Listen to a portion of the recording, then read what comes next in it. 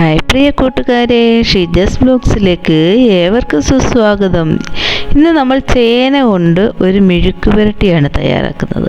നമ്മൾ ചേന വെച്ച് കറികളൊക്കെ വയ്ക്കാറുണ്ട്, അതുപോലെ സാമ്പാറിനകത്ത്, അവിയലിനകത്ത് ചേന അവിയൽ അങ്ങനെയൊക്കെ വയ്ക്കാറുണ്ട്. പക്ഷേ ചേന മെഴുക്ക് പുരട്ടി ഞാൻ ഒന്ന് തയ്യാറാക്കി നോക്കി. നല്ല അടിപൊളി ടേസ്റ്റ് ആയിരുന്നു. എല്ലാവരും ഇതേപോലെ ഒന്ന് തയ്യാറാക്കി നോക്കണം, എന്നിട്ട് ഫീഡ്ബാക്ക് അറിയിക്കണം.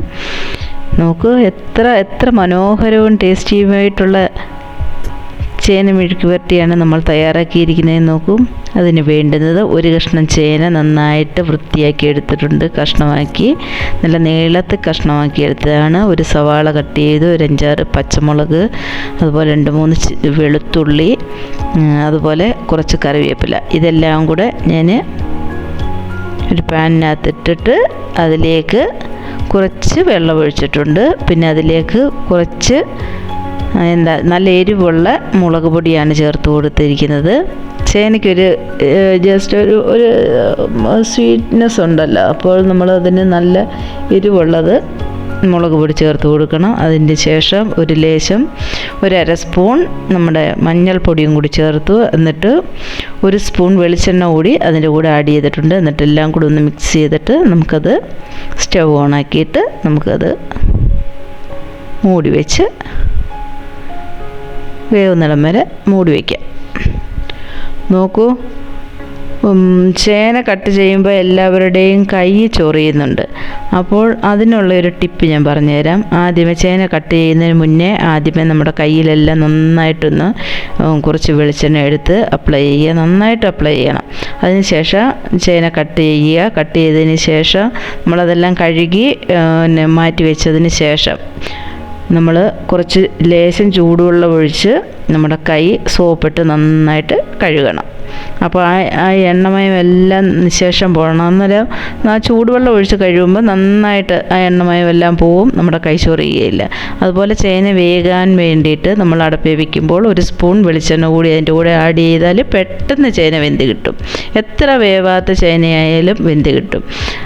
ഇത്തിരി വെളിച്ചെണ്ണ ഒഴിച്ച് നന്നായിട്ടൊന്ന് ഇളക്കിയതിന് ശേഷം നമ്മൾ മൂടി വെച്ചിട്ട് വേവിച്ചാൽ മതി. ഇനി നമ്മൾ അതിലേക്ക് കുറച്ച് ഉപ്പ് കൂടി ചേർത്തിട്ടുണ്ട്. അല്ലെങ്കിൽ ആദ്യം തന്നെ ഉപ്പ് ചേർത്താൽ ചേന വേഗമില്ല.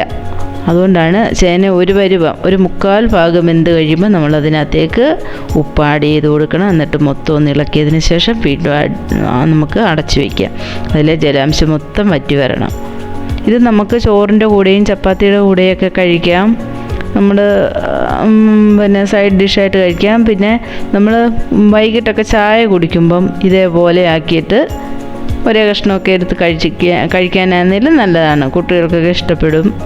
നമ്മൾ പണ്ടൊക്കെ ചേനയൊക്കെ പുഴുങ്ങിയൊക്കെ കഴിക്കുമായിരുന്നു. അപ്പോൾ ആ ഒരു ഫീലുണ്ടാവും നമ്മൾ ആ ചായയുടെ കൂടെ ഇത് കഴിക്കുമ്പോൾ. അപ്പോൾ എല്ലാവരും ഇതുപോലെ ഒന്ന് തയ്യാറാക്കി നോക്കുക. ഞാൻ 1 സ്പൂൺ വെളിച്ചെണ്ണ കൂടി ഒഴിച്ചിട്ടുണ്ട്.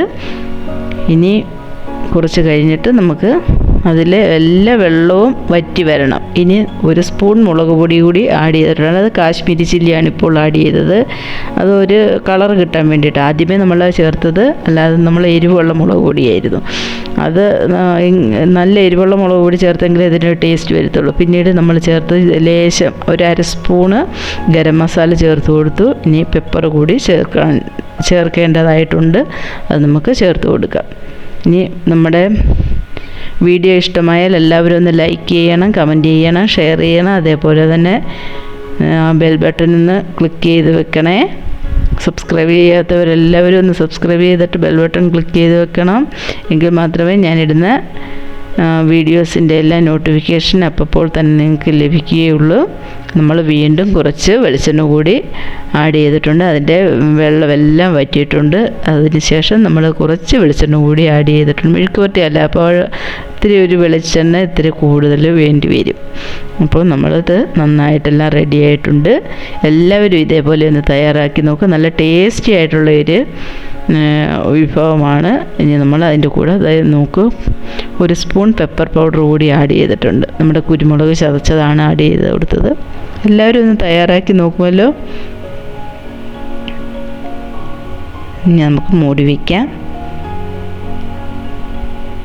ഇത്തിരി നേരം കൂടെ ഇരിക്കട്ടെ. അതിനുശേഷം നമുക്ക് സെർവിങ് ഡിഷിലേക്ക് മാറ്റാം. എല്ലാവരും ഒന്ന് തയ്യാറാക്കി നോക്കിയതിന് ശേഷം ഫീഡ്ബാക്ക് അറിയിക്കുമല്ലോ. ഇനി നമുക്ക് ഒന്നുകൂടി ഒന്ന് ഇളക്കി വെച്ച് കൊടുക്കാം. അത് നന്നായിട്ടൊന്നും കൂടി ആ എല്ലാ മസാലകൾ നമ്മൾ ലാസ്റ്റ് ചേർത്ത ആ മുളക് പൊടിയുടെ പച്ചമണമൊക്കെ ഒന്ന് മാറണം. അതുപോലെ നമ്മൾ കുരുമുളക് പൊടി ചേർത്തിട്ടുണ്ട്. അതെല്ലാം അതിലെല്ലാം ഒന്ന് നന്നായിട്ടൊന്ന് പിടിച്ച് റെഡിയാവട്ടെ. നോക്കൂ എത്ര ടേസ്റ്റി ആയിട്ടുള്ള ഒരു ചേന മെഴുക്കുവരട്ടിയെ നമ്മൾ തയ്യാറാക്കി. ഞാനൊന്ന് ടേസ്റ്റ് നോക്കിയിട്ട് വരട്ടെ. സൂപ്പറായിട്ടുണ്ട് കേട്ടോ, നല്ല അടിപൊളിയായിട്ടുണ്ട്. എല്ലാവരും ഒന്ന് തയ്യാറാക്കി നോക്കണം. അപ്പോൾ ഇതേപോലെ നമ്മൾ ടേസ്റ്റി ആയിട്ടുള്ള ചേന മെഴുക്കുവരട്ടി തയ്യാറാക്കിയിട്ടുണ്ട്. ഫീഡ്ബാക്ക് എല്ലാവരും ഒന്ന് അറിയിക്കണം ഇതേപോലെ തയ്യാറാക്കിയിട്ട്. ഇനിയും പുതിയൊരു വീഡിയോയുമായി വരും വരെ എല്ലാവർക്കും നന്ദി, നമസ്കാരം. Thank you for watching our videos.